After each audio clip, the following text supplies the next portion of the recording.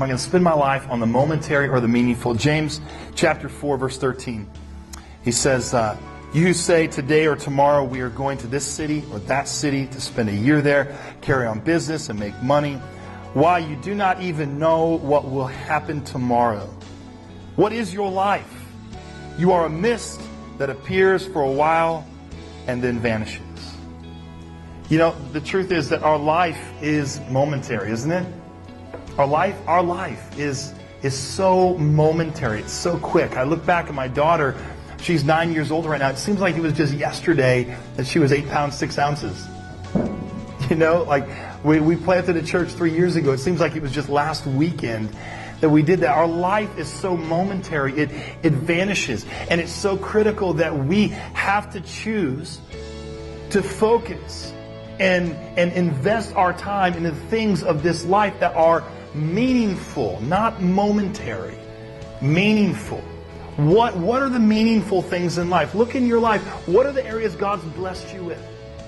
When you look and see God's blessings, what are those areas? You say, what is important?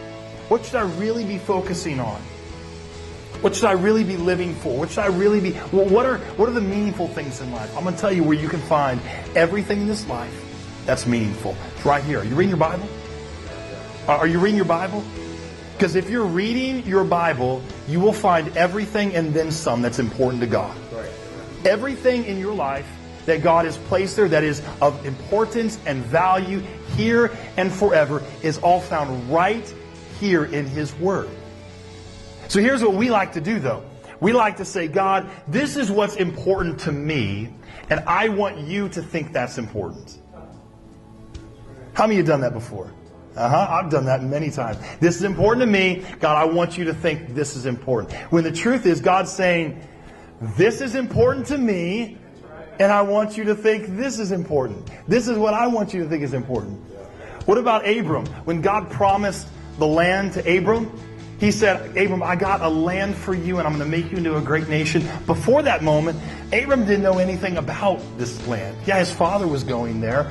They were headed that direction, but he didn't understand the magnitude and the significance of this land until God told him, I've got a land for you. And all of a sudden, this land became important to Abram because it was important to God. And you see how that transition happened? It was important to God, and then it became important to Abram. It became important to Abram, it became important to Isaac, and then to Jacob and the 12, and the rest is history.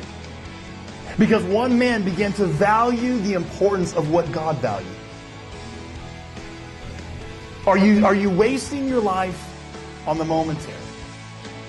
Or are you saying, God, what's important to you?